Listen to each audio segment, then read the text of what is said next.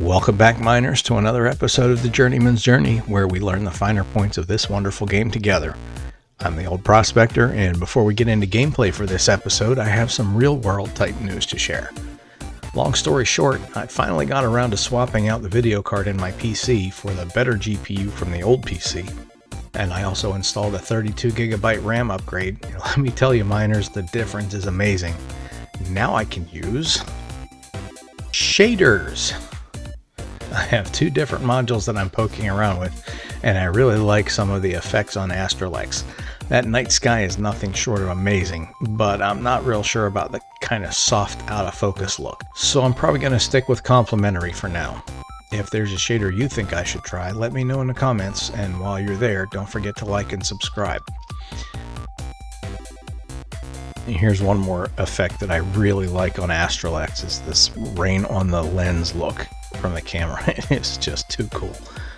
And here we go, miners. It's now nighttime, and I wanted to show off this one thing about AstraLex, which is just probably the most awesome thing. Isn't that awesome? That's a planet. There's the moon. That's a planet in the sky. And there's some constellations up there. Just some beautiful stars, some nebulas and shooting stars. It's just really cool. Absolutely really cool. I'm not sure if it's really necessary. Like I said, I'm not sure I like that soft, kind of not quite blurry, but soft kind of look. I really just think I'm going to stick with complementary for now.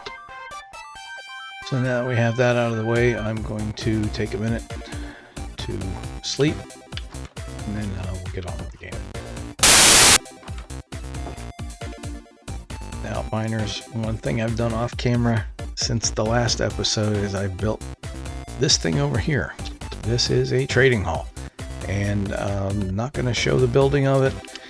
There's not really anything out of the ordinary about it. It's a fairly straightforward trading hall.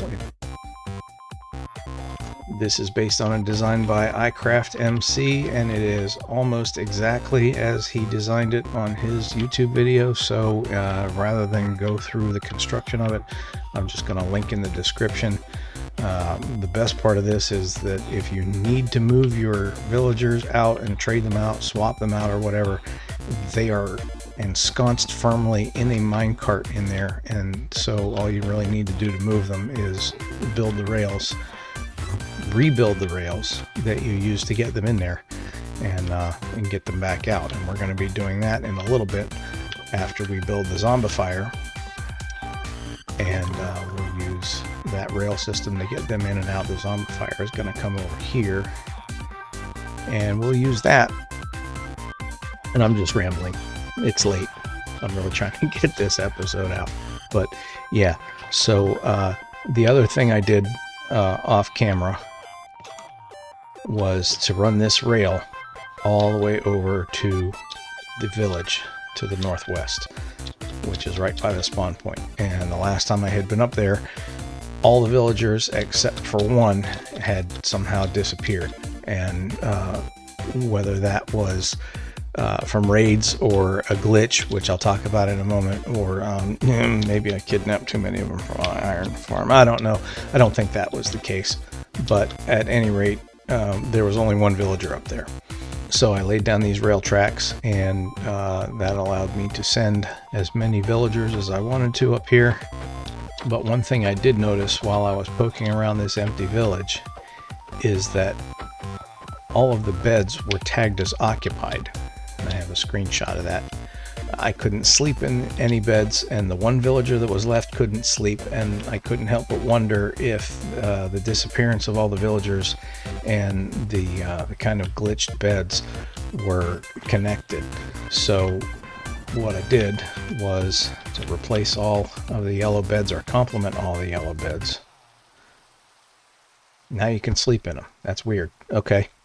So yeah, interesting. All right, so I basically just added an extra black bed to every house that had a bed in it. And a small handful of the houses, I got rid of the yellow beds that had the alleged glitch in them. So that's that.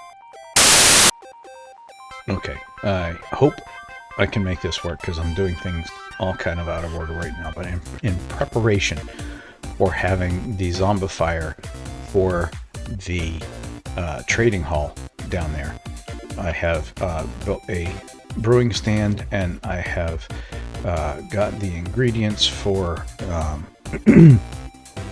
what we're going to need down there. What we're going to do right now is we're going to make splash potions of weakness. So for splash potion of weakness, I already have a blaze powder in there to power the brewing stand. But first, we need to ferment these spider eyes. So I'm going to do, I think, two of those. I'm going to need 2 of those, and I'm going to need 2 of those, and I'm going to need 1, 2, 3, 4, 5, 6 of those. So, okay. So we need a fermented spider eye. So for the fermented spider eye, we need a spider eye, a brown mushroom, and a sugar. I've got 2 of each. That's going to make me 2 fermented spider eyes. So now I've got 2 fermented spider eyes. And this is by far the most complex, I'm not going to say single, this is the most complex series, I think, of actions I've had to do to make an item so far. But right now we've got 2 spider eyes, 3 water bottles, and heat from the blaze rod, and that is going to make us 2 potions of weakness. And we're just going to wait for that to happen now.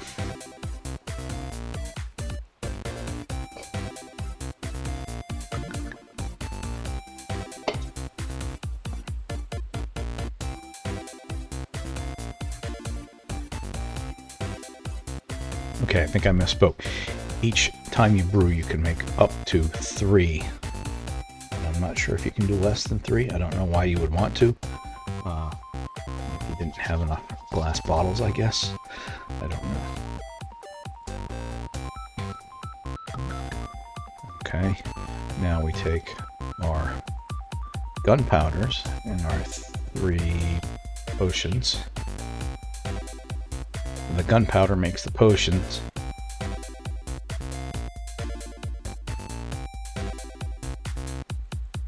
The gunpowder makes the potions into splash potions.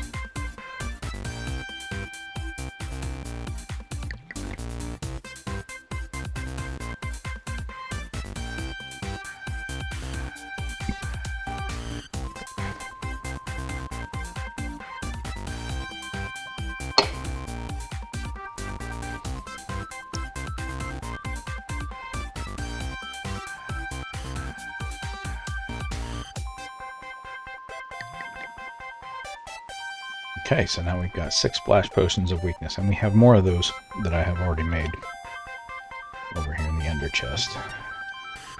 So now we have a total of 12.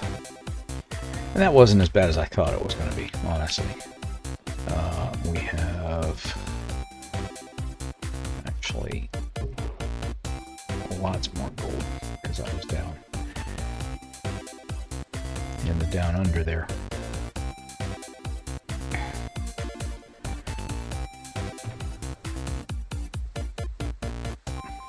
So we've got 12 splash potions of weakness, but 10 golden apples, so we'll be able to zombify and unzombify 10 villagers this first try. So now we're going to backtrack. Or maybe we already backtracked. This time travel stuff is confusing me.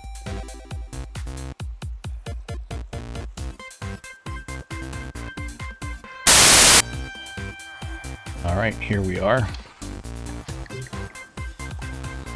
And this process, this zombifier by iCraft,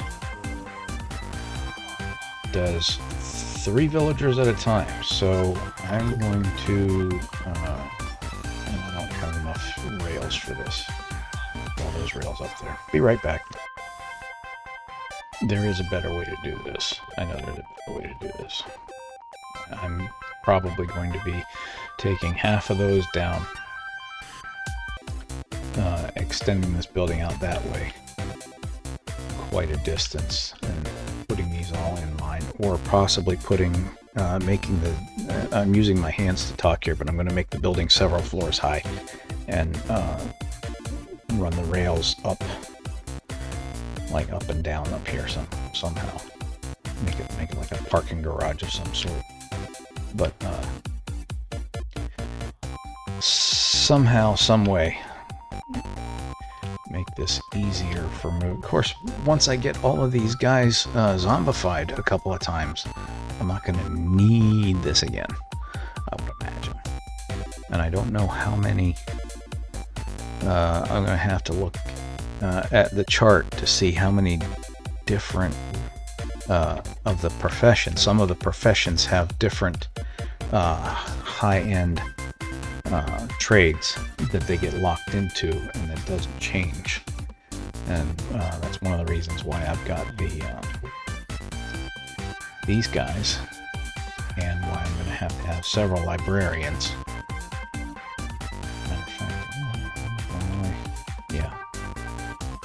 Anyway, so here comes the moment of truth. Moment of truth. We come over here, use this lever here to open up the trapdoors and let the zombie have access to the villagers. You will attack them, turn them into zombies, and then we will weaken them with the splash potion of weakness and give them the golden apple.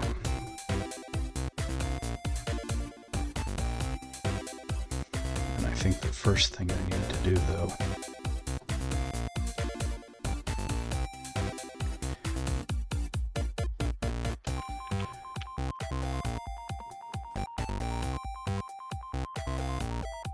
I should only need one potion to do 3 guys.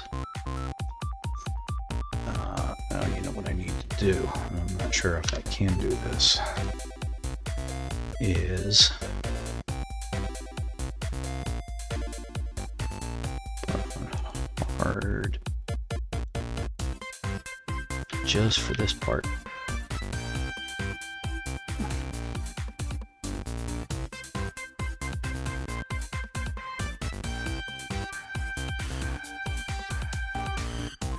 Behind the glass so that he can't see me, or else he'll come after me and the villagers. There's one.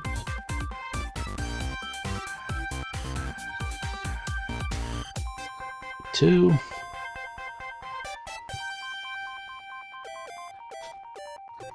And 3.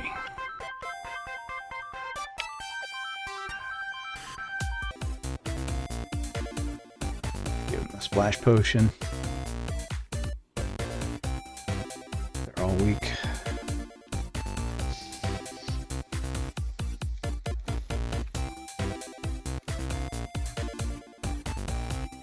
Oh, why is this guy not taking the apple?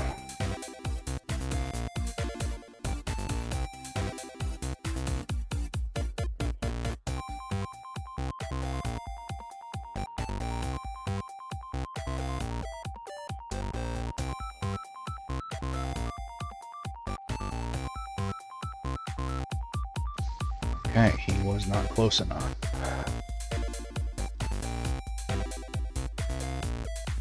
Why do I feel like I'm doing something wrong here? I mean, they're shaking, that's normal. That's supposed to happen. Was I supposed to wait longer to give them the apple? How long is it supposed to take? Give them more golden apples? I don't understand. This is taking way too long. The wiki says that this should take 3 to 5 minutes.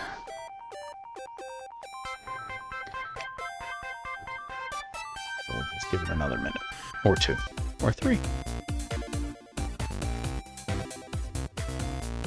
Hey!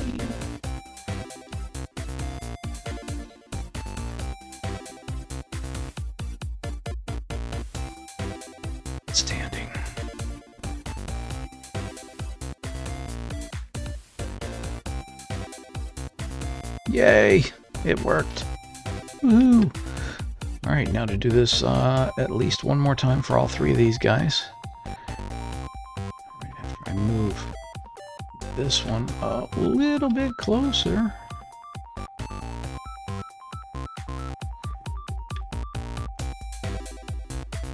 And we'll try it again.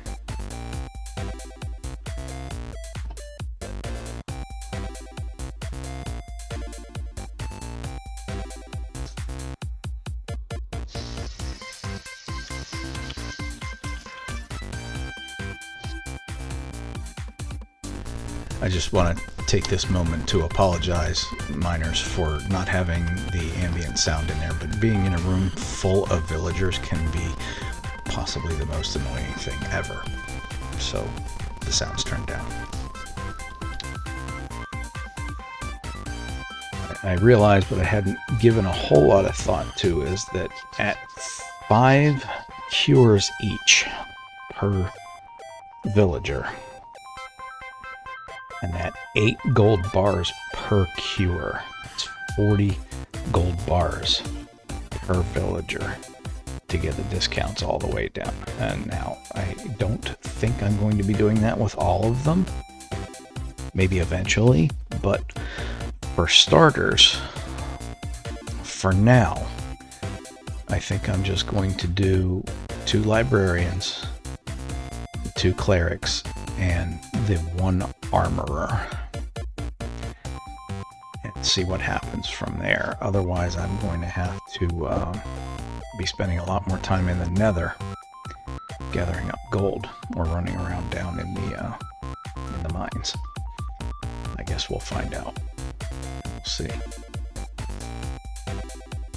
Something I just looked up, and this can help me a little bit in the long run, is that all that gold armor that I've been getting from the zombie spawner grinder down there in the cave, that can be resmelted and recover nuggets. It's not a whole lot, but it's something. And I have been getting a whole lot of relatively useless gold armor down there. So that's 3 times for these guys.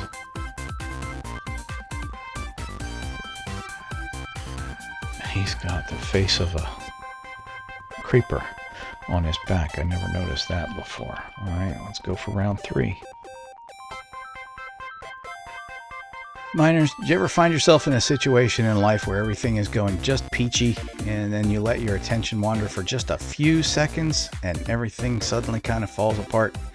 Yeah, that happened. First of all, when I got my new PC back in July, I knew it didn't have adequate storage for the amount of video I'd be amassing for this series. But once I started making the videos, I kind of forgot to buy more, and I ran out of space. So I worked a few hours of overtime, and I used a little extra something in my paycheck for a 3 terabyte. That should keep me going for a few more episodes. But wait, miners, that wasn't the bad part. While I was waiting for the new hard drive, I decided to do some XP farming in the nether at the Blaze farm. But remember a few minutes ago when I switched from normal mode to hard mode for the zombification? Yeah, I neglected to switch back. And in that ensuing 30 minutes of carnage, adrenaline, and wall-shaking cursing in the old prospector homestead here, I managed to lose all of my best armor and weaponry with the exception of my infinity bow.